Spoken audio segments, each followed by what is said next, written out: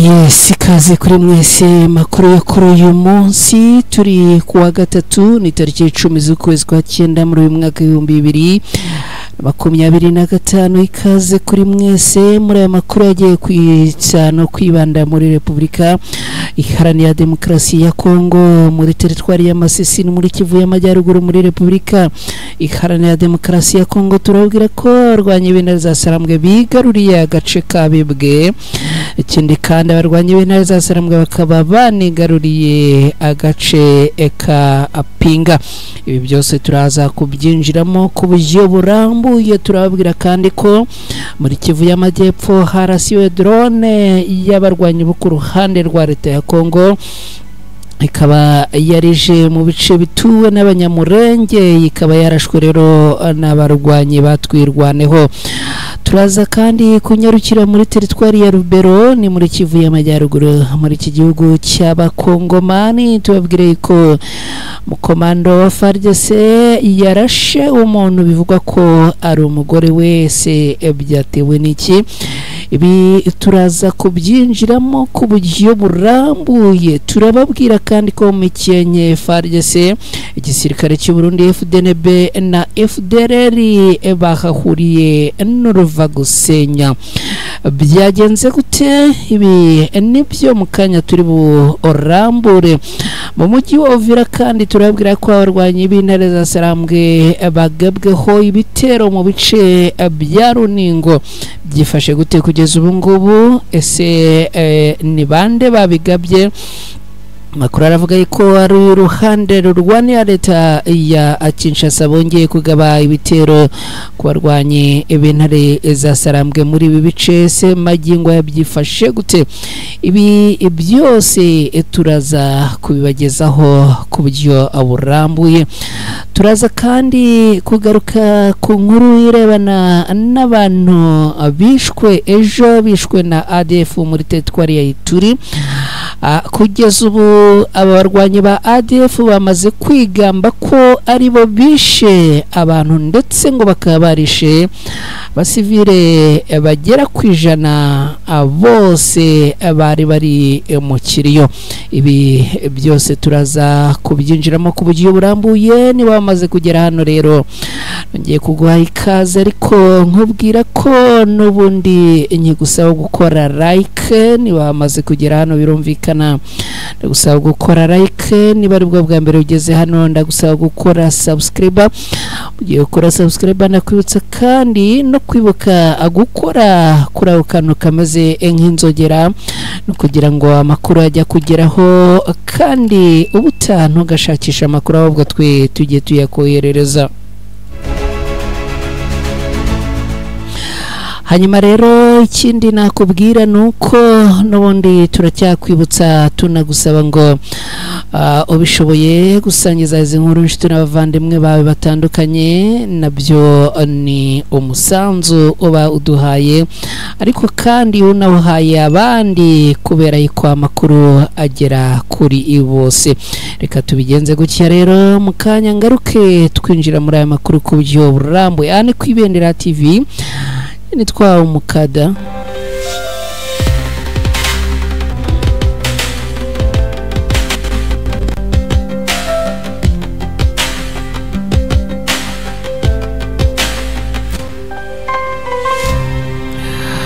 Twongeye kubinjiza muri aya makuru ku buryo burambuye. Mwese muherereye nongeye kubaha ikaze risesuye. Nizere ko mukomeje kugira ibihe byiza. Reka amakuru tuyerekeze cyangwa se tuyanzikire muri Kivu y'Amajyepfo muri iki gihugu cya Repubulika Iharanira Demokarasi ya Kongo. Tubabwire yuko mu bice bya Minembwe mu gitondo cyo kuri uyu munsi hongeye kugaragara drone yaramutse irimo kuzenguruka muri iki kirere cyaha muri Kivu y'Amajyepfo. Akaba ngo ari drone n'ubundi yongeye kugabwa cyangwa se koherezwa n'abarwanyi bo ku ruhande rwa leta ya Kongo. iyi drone rero ngo ikaba yongeye kuzenguruka igice cyase ikirere cyo muri teritwari ya Minembwe, ikaba n'ubundi ngo yarije kongera kugenzura no gucungaho aba barwanyi bo ku ruhande rwa leta ya Kongo bagomba kugaba ibitero.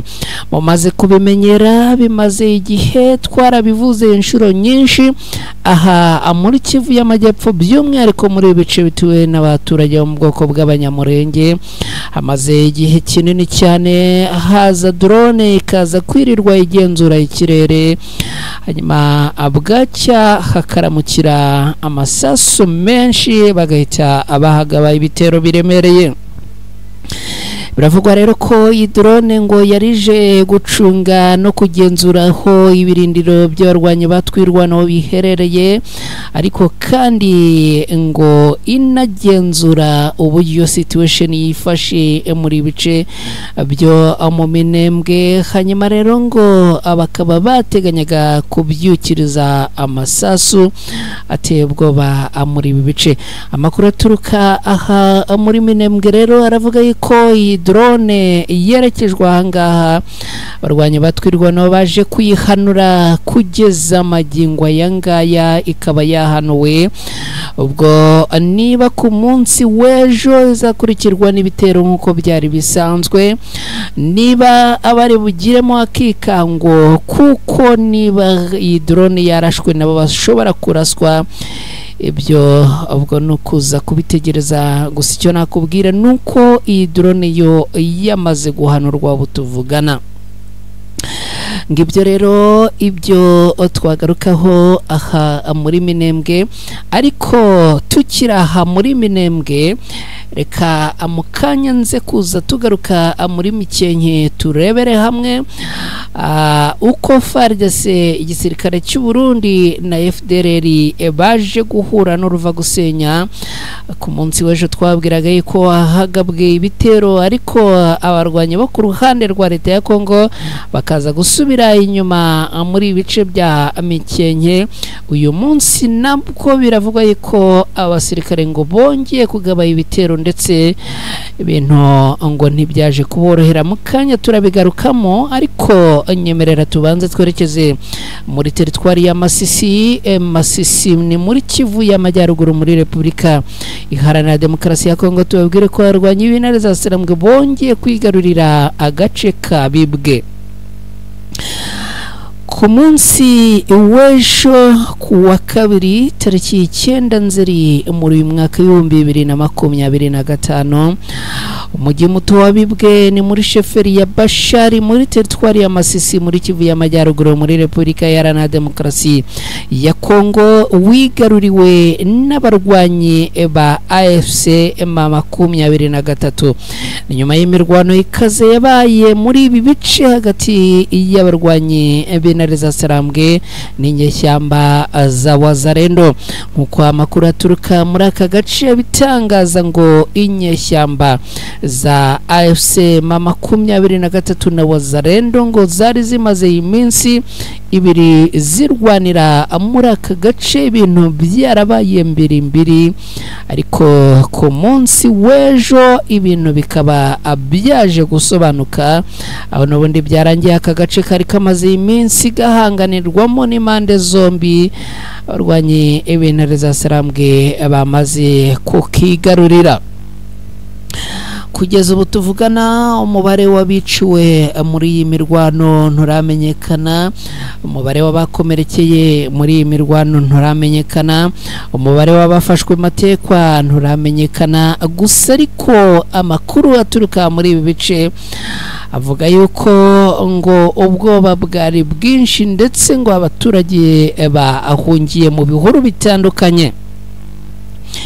Uretse guhungira mu bihuru kandi ngo hari n'abandi bagiye bahungira mu bindi bice byegereye aka gace.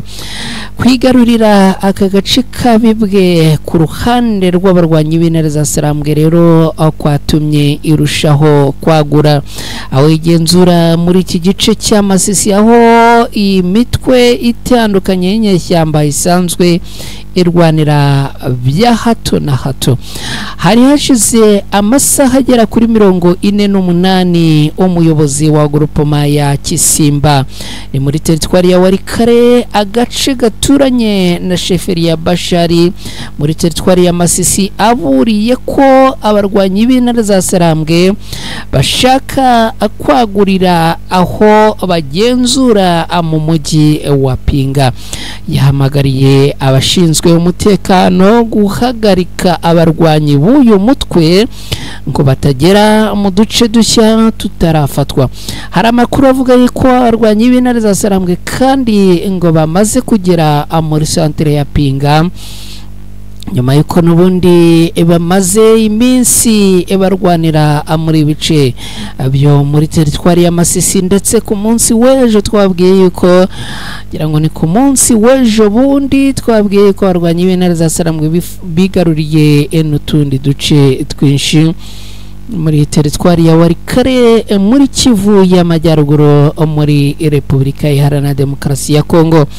Abarwanyi b'intare za Sarambwe rero bakimara gufata aka gace, nagira ngo nkwibutse cyangwa se nkumenyeshe ko bahise batangira ibijyanye n'isukura muri aka gace kabibwe, hakaba hagamijwe kugenda bavana ibibazo mu nzira. Ubwo birumvikana aba bandi babihishe ahantu hatandukanye.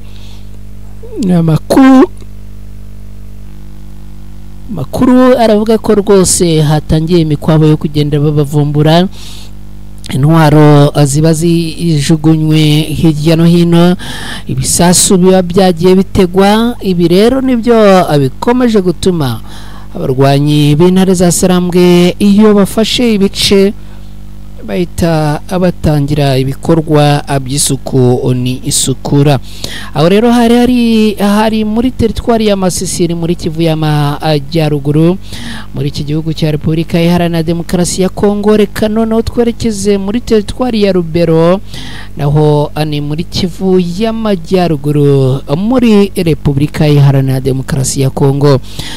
Umukomando w'igisirikare cya leta ya Kongo FARDC biravugwa ko yishe arashe umugore we. Uyu musirikare wo mu ngabo za Repubulika Iharanira Demokarasi ya Kongo FARDC yarashe kandi yica umugore we, yahise ashiramo umwuka. Ibi bikaba byabereye ahitwa Ikanyatsi ni mu mudugudu uherereye nko mu birometero bigera kuri 5 mu burengerazuba bwa Rubero Centre, ni ku muhanda wa Rubero Kasugo. Abatangabuhamya bavuga ko urusaku rw'amasasu rwumvikanye mu ntangiro z'umugoroba w'ejo ngo rwateje ubwoba mbere yuko abaturage bavumbura umurambo w'inyakwigendera. Uyu musirikare ukekwaho ubwicanyi bivugwa ko ari umukomando muri FARDC, bikaba bivugwa ko ngo yarashe umugore we nyuma y'amakimbirane yo mu rugo ashingiye ku mwana wabo w'amezi agera kuri 4. Impamvu nyazo ngo zateye amakimbirane ngo ntizirasobanuka neza. Umuturage umwe muri ibi bice yagize ati twumvishe urusaku rw'amasasu mu baturanyi hagana amasaa 10 z'umugoroba. Igihe twabazaga ngo ese bigenze gute, batubwiye ko umusirikare yatonganaga n'umugore we kandi ko uyu musirikare yarashe umugore we mu gatuza apfa azize ibikomere. Amakuru avuga ko umuyobozi wa teritwari ya Rubero uwo musirikare ni Lieutenant Colonel Kiwewa Mitera Alani yemeje aya makuru y'urupfu rw'uyu mugore, anagaragaza ko uyu musirikare w'umwicanyi ngo yahise afatwa na bagenzi be mbere yo kujyanwa mu biro by'umushinjacyaha wa gisirikare aha muri Rubero kugira ngo akorerwe dosiye ubundi atangire gukurikiranwa. ibi rero bikaba byongeye kubabaza abantu batari bakeya. Reka noneho twerekeze mu mikenke tubabwire ko igisirikare cya leta ya Kongo FARDC, igisirikare cy'u Burundi FDNB, Wazalendo na FDLR bahuriye n'uruva gusenya muri ibi bice byo muri Kivu y'Amajyepfo.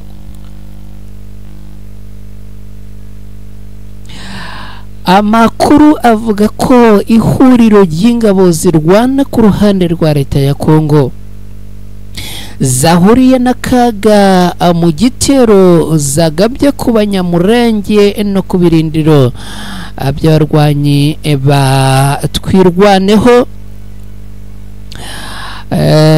ni muri aka gace ka Mikenke ni muri Kivu y'Amajyepfo. Ihuriro ryakoze ibi bitero mu gitondo cya kare cyo kuri uyu wa gatatu tariki 10 z'ukwezi kwa 9 muri uyu mwaka, nk'uko amakuru aturuka mu Mikenke muri segiteri ya Itobwe muri teritwari ya Mwenga abivuga. Mu kugaba ibi bitero uru ruhande rwa leta ya Kongo ngo rwateye ruturutse ahitwa Ibukunji, ni mu baturanyi n'inzira yo kuri Rwerera werekeza mu Kigazura. Abaherereye muri ibyo bice batangaza ko ngo Twirwano na M23 ubwo bagabwagaho ibi bitero ngo babitangiriye ndetse babisubiza inyuma hakoreshejwe imbunda ziremereye.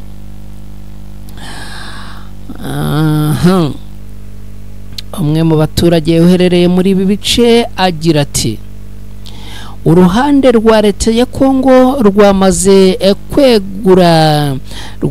kweguka rurahunga. Kugeza ubu Twirwanaho n'abarwanyi b'intare za Sarambwe bakubise cyane kandi babambura ibikoresho birimo n'imbunda nini n'amasasu menshi. Aya makuru akomeza avuga ko uru ruhare rwa leta ya Kongo rugizwe n'ingabo z'u Burundi, za Repubulika Iharanira Demokarasi ya Kongo n'imitwe yitwaje intwaro harimo Wazalendo na FDLR. Ibi bitero bikozwe mu gihe Mikenke Twirwaneho ihagenzura kuva mu kwezi kwa kabiri muri uyu mwaka w'2025, ikaba yari iherutse kwakira abatabazi boherejwe n'abarwanyi b'umutwe wa M23. Ngibyo ko byifasha ahangaha rero cyo nakubwira nuko abarwanyi bo ku ruhande rwa leta ya Kongo ngo barashwe birakomera cyane. Twirwanaho n'abarwanyi b'umutwe wa M23 ngo babacanyeho ikibatsi cy'umuriro, biza kurangira rero abashwekuye bakuramo akabo karenge. Ni ibintu bikomeye cyane kandi bikomeje kugenda bifata intera yo ku rwego rwo hejuru muri ibi bice. Andi makuru akavuga yuko ngo hari abaturage babonye abasirikare batambuka ku mirongo yikurikiranye, bavuga yuko n'ubundi ngo bagarutse kugaba ibitero muri ibice bituwe n'abaturage bo mu bwoko bw'Abanyamurenge. Ariko kugeza ubu tuvugana abarwanyi ba Twirwanaho nabo bakaba bavuga ko baryamiye amajanja ko nta n'uyu n'umwe uzabaca muri humye. Reka twerekeze noneho muri teritwari ya Uvira tugaruke ku bijyanye nuko igisirikare cya leta ya Repubulika Iharanira Demokarasi ya Kongo FARDC bongeye kugaba ibitero ku barwanyi b'intare za Sarambwe. Akaba ari bitero byongeye kugabwa mu bice bya Runingo ureba cyangwa se werekeza haruguru mu bice bya Sange. Amakuru avuga ko agana mu rukerera rwo kuri uyu munsi abarwanyi b'intare za Sarambwe bongeye kugabwaho ibitero n'abarwanyi bo ku ruhande rwa leta ya Kongo, nubwo ariko abarwanyi bo ku ruhande rwa leta ya Kongo ngo bagiye babisubiza inyuma, ndavuga y'ibyo bitero. Hanyuma kandi aha ngo haguye abatari bakeya, abandi barakomereka nyuma n'ubundi y'ibi bitero bikomeye byongeye kugabwa ahangaha. Amakuru aturuka muri bice avuga yuko n'ubundi ngo FARDC zari zikwije ndetse ngo zari zitwaje n'amadrone, nubwo ngo bamaze kubona ibintu bikaze ibya drone kuzikoresha bikaba ikibazo kigoranye kuri bo. Ngayo nguko rero ngizo update twagarukagaho, ariko nyuma yo kugana ku musozo reka tubanze tugaruke kuri iyi nkuru y'akababaro n'agahinda, aho abagera ku 100 bose abarwanyi cyase umutwe witwaje intwaro w'inyeshyamba wa ADF wamaze kwigamba ko ari bo bishe aba basivile basaga 100 bose. Abarwanyi ba ADF bakomeje kuba ikibazo gikomeye muri Repubulika Iharanira Demokarasi ya Kongo. Umutwe w'iterabwoba wa ADF ukorera mu burasirazuba bwa Repubulika Iharanira Demokarasi ya Kongo wigambye kwica abasivile bagera ku 100 bari mu kiriyo muri teritwari ya Rubero. Sori mu kanya kashize navuze muri teritwari ya Ituri, ni muri teritwari ya Rubero rero ni mu ntara Kivu y'Amajyaruguru muri Repubulika Iharanira Demokarasi ya Kongo.